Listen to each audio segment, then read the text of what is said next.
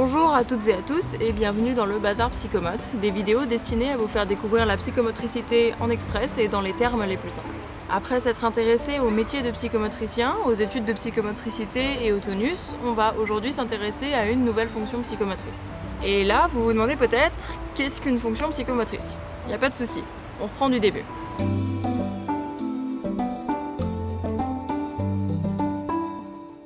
Quelles sont les capacités et les besoins d'un individu pour parvenir à un développement harmonieux? C'est entre autres pour répondre à cette question que le psychomotricien va se pencher sur ce qu'on appelle les fonctions psychomotrices. On retrouve parmi elles la motricité globale, la motricité fine, le tonus, le temps, l'espace, la latéralité, ainsi que les deux fonctions qui nous intéressent aujourd'hui, le schéma corporel et l'image du corps. Pour nous aider à y voir plus clair, Eric Pirer, qui est également psychomotricien, va nous accompagner tout au long de la vidéo. Pour faire simple, c'est une représentation plus ou moins consciente de notre corps, de sa position dans l'espace et de la position des différentes parties du corps les unes par rapport aux autres. Ma façon à moi d'imaginer le schéma corporel, et ce n'est pas celle de toute la profession, c'est de renvoyer ce concept à la sensorialité, donc interoception, proprioception, extéroception. L'interoception, c'est l'ensemble des informations en provenance des systèmes cardiaques, digestifs, respiratoires et endocriniens. La proprioception, c'est l'ensemble des informations en provenance des muscles, des tendons et des articulations. Et l'extéroception, c'est l'ensemble des informations qui proviennent de la périphérie du corps ou son extérieur, comme par exemple les informations tactiles qui proviennent de la périphérie du corps sur la peau, ou les informations visuelles qui proviennent de l'extérieur du corps. Comment se développe le schéma corporel? Il y a deux choses. D'une part, la bonne maturation des centres nerveux et de l'autre, les apports de l'environnement, ce qui est la raison pour laquelle il faut permettre à l'enfant de multiplier au maximum ses expériences sensorielles et motrices.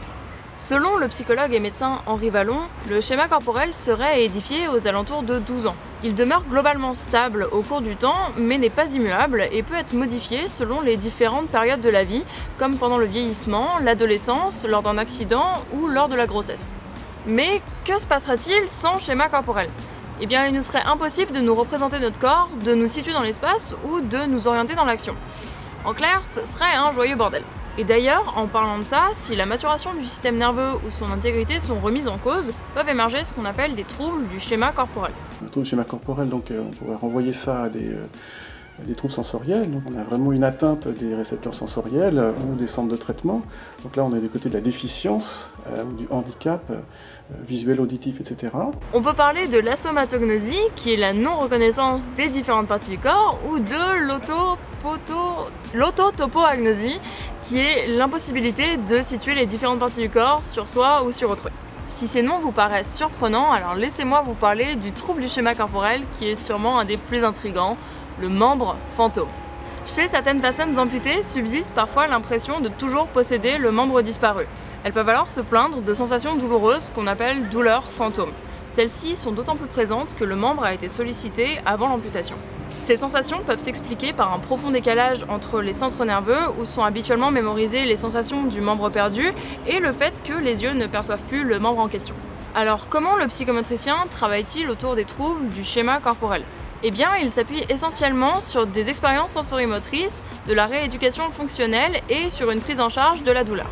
Vous y voyez plus clair? Alors on peut maintenant passer à la sœur jumelle du schéma corporel, l'image du corps. L'image du corps, c'est la représentation inconsciente que nous nous faisons de notre propre corps. Elle s'élabore grâce aux expériences émotionnelles et varie tout au long de la vie de l'individu. On dit que quand l'image du corps est trop en décalage avec son schéma corporel, des troubles peuvent émerger, entravant ainsi le développement harmonieux de l'individu. On peut avoir par exemple des troubles de l'enveloppe corporelle. Donc l'enveloppe corporelle, ce serait la représentation psychique de la peau. L'enveloppe, c'est quelque chose qui est de l'ordre de l'image du corps. La peau, c'est quelque chose qui est de l'ordre du schéma corporel. Si les relations entre l'esprit et la peau s'installent mal, alors à ce moment-là, l'esprit ne peut pas investir bien ou pas investir du tout la peau et ne pas en faire une enveloppe. À ce moment-là, on a des troubles de l'enveloppe qui ne sont pas des troubles neurologiques, physiologiques, somatiques, mais qui sont des troubles complètement psychiques. Ces troubles peuvent entraîner une dévalorisation importante de la personne, allant jusqu'à un désinvestissement corporel comme le manque d'hygiène ou la diminution des déplacements. L'un des meilleurs exemples de troubles de l'image du corps est la dysmorphophobie, qui est la crainte obsédante d'être laid ou mal formé. On peut la retrouver dans les troubles du comportement alimentaire, comme l'anorexie mentale, mais aussi dans la dépression ou d'autres maladies. Tout ce qui est troubles psychiatriques graves, pour moi de l'enfant, mais on peut trouver ça aussi chez les adultes, présentent des troubles de l'image du corps, de façon assez massive, très invalidante et justifient très fortement l'intervention d'un psychomotricien. Ils sont abordables par un psychomotricien au moyen de l'engagement corporel, c'est-à-dire aller vers le patient, faire des choses avec le patient, donc le toucher, bouger avec lui. Je peux à la fois être dans une écoute au moyen de l'engagement corporel, je peux être dans une écoute et dans une prise de parole verbale. Il peut comprendre que j'ai compris quelque chose et auquel cas on est deux à porter une souffrance et l'être humain est ainsi fait que ça soulage. Bien que les concepts de schéma corporel et d'image du corps soient complémentaires, ceux-ci sont bel et bien distincts. Le schéma corporel relève de la neurologie, tandis que l'image du corps relève davantage du psychisme. Merci à tous d'avoir regardé cette vidéo jusqu'au bout, on espère vraiment que ça vous a plu.